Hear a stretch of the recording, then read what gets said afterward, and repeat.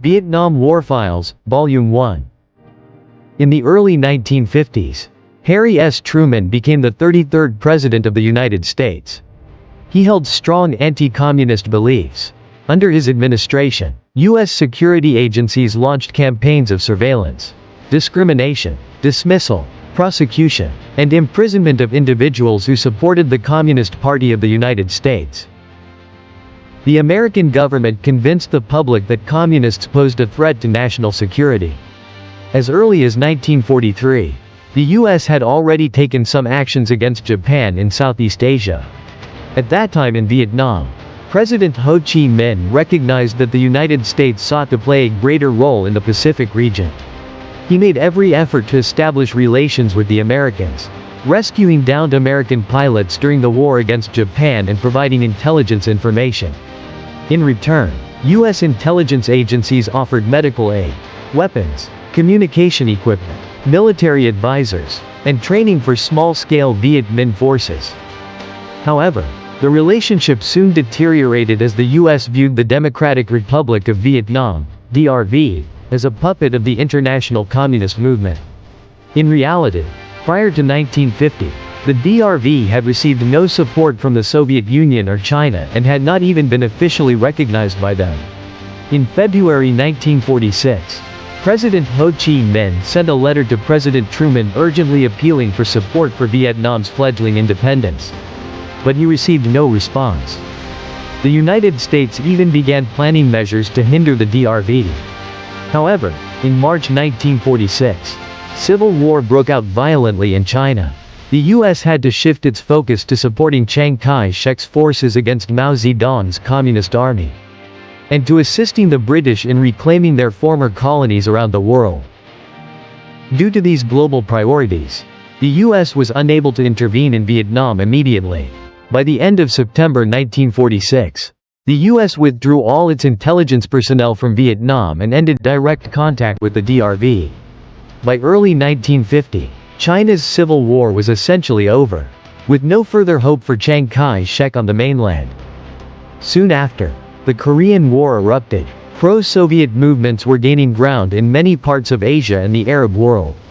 Coupled with France's increasing failures against the Viet Minh, the U.S. government felt deeply anxious. America began providing aid packages and, at times, direct military intervention in several countries, Indonesia, Egypt, Iran, etc., with Vietnam being especially critical. Vietnam was seen as the gateway to Southeast Asia. The domino theory, first articulated under President Dwight D. Eisenhower, warned that if one country fell to communism, like a falling domino, others, especially in Indochina, would follow. If Vietnam fell, Laos, Cambodia, Thailand, and Burma were feared to be next. This posed a threat to regions under American influence, such as Malaysia, Australia, Japan, the Philippines, and New Zealand. Moreover, the U.S. needed France as an ally to counterbalance Soviet power in Europe. From this logic, the U.S. began to strongly support France in its war against the DRV. This aid also served U.S. interests. It allowed France to use up surplus American weapons from World War II and minimized the risk of U.S. troop casualties. However, on May 7, 1954, the devastating Battle of Dien Bien Phu ended in a defeat for the French Union forces. The next day, on May 8, the Indochina issue was brought to the table at the Geneva Conference in Switzerland. At that time, Vietnam had not yet gained independence from the French Union and had to authorize France to negotiate with the DRV. The Geneva Accords were finalized on July 20th and took effect on July 21st. 1954. Key terms included a ceasefire and prisoner exchange, the temporary military demarcation at the Ben Hai River along the 17th parallel in Quang Tri Province, northern Vietnam under the DRV, and southern Vietnam under French Union forces including the Vietnamese National Army. Civil regrouping was to be voluntary. All parties were to respect the independence, sovereignty, and territorial integrity of the three Indo-Chinese countries, refrain from setting up military bases, and avoid interfering in their internal affairs. An international commission, including India, Chair, Poland, and Canada, was established to supervise the ceasefire. the division was to be temporary, with a general election scheduled for July 1956 to reunify Vietnam. At the conference, Tran Van Du, foreign minister of the state of Vietnam under Bao Dai, was brought to tears, but the DRV's head delegate declared, "Those who love their country and the unity of Vietnam need not cry today. Let us honor the agreement we signed. In 2 years, there will certainly be a unified, independent, peaceful, and prosperous Vietnam. Everything the DRV government has done in recent years was for that goal. Our tears have been shed far more in the struggle for this cause than those you shed here today." Right after the Geneva Accords were passed, President Ho Chi Minh warned the Vietnamese people to remain vigilant, as global powers were plotting to divide strategically important countries into opposing factions for easier control. According to the International Commission for Supervision and Control, over 890,000 civilians moved from North to South Vietnam, while more than 140,000 moved from South to North. Many people in the South who opposed the state of Vietnam chose to stay behind to organize resistance instead of regrouping in the North. The French military gradually withdrew and transferred power to the state of Vietnam. At that time, the DRV controlled a population of about 13 to 14 million, while the state of Vietnam controlled about 12 to 13 million. The US began to ramp up its military aid, sending large quantities of weapons and equipment to South Vietnam and training the Vietnamese National Army at American bases in the Pacific.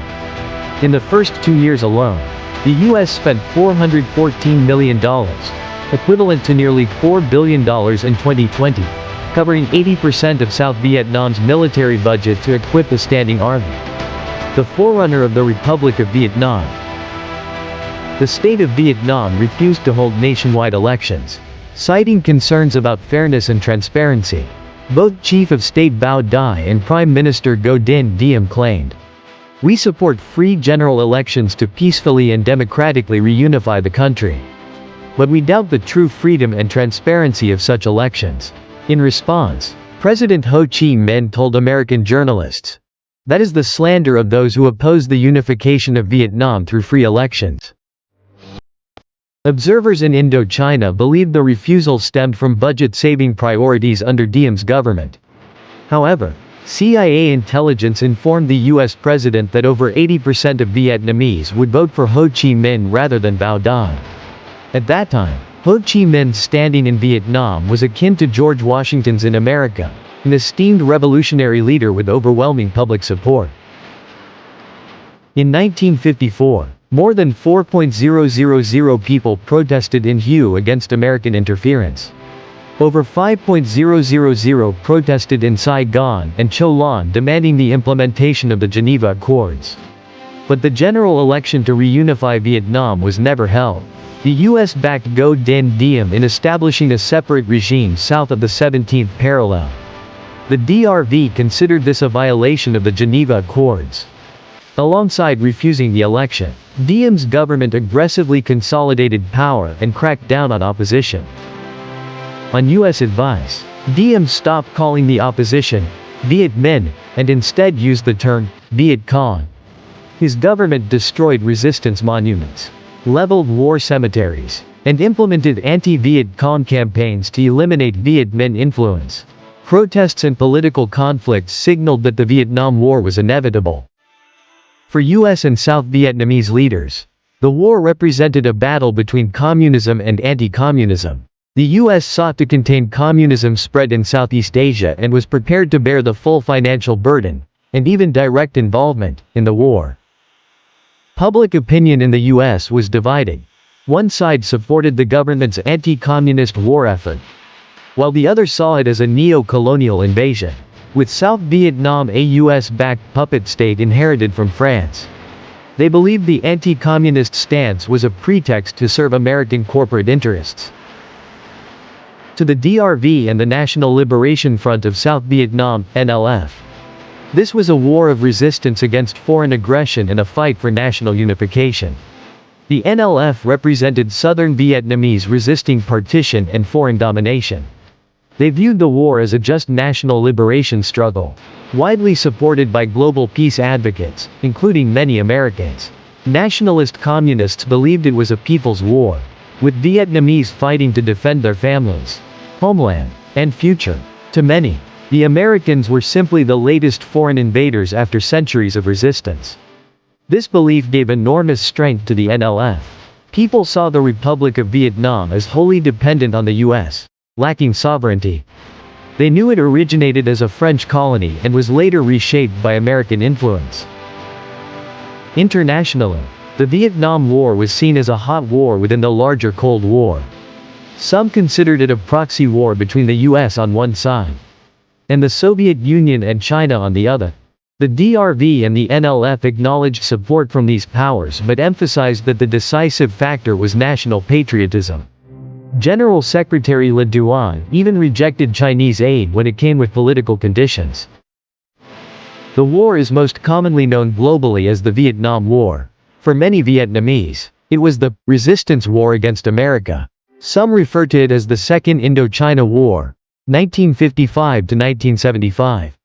Distinguishing it from the first, 1945 to 1954, and the third, 1975 to 1991, which involved complex regional conflicts among Cambodia, Vietnam, Laos, Thailand, and China. That phase deserves a dedicated video discussion. The main combatants were, on one side, the US, South Vietnam, and direct allies such as Australia, South Korea, Thailand, the Philippines, New Zealand, etc. On the other, the NLF, the Provisional Revolutionary Government of South Vietnam, and the DRV, with arms and experts from the Soviet Union and China. This war was far more complex than the US had anticipated. French Marshal Charles de Gaulle warned President John F. Kennedy, "We French have experience in such matters. You Americans once wanted to replace us in Indochina. Today, you wish to follow in our footsteps and reignite the war we ended. I must warn you, you will slowly sink into a bottomless political and military quagmire, no matter the human and financial costs you pour into it."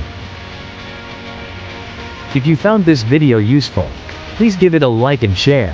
On the screen are other videos you might enjoy. Click to keep watching. Vietnam War Files. See you in the next video.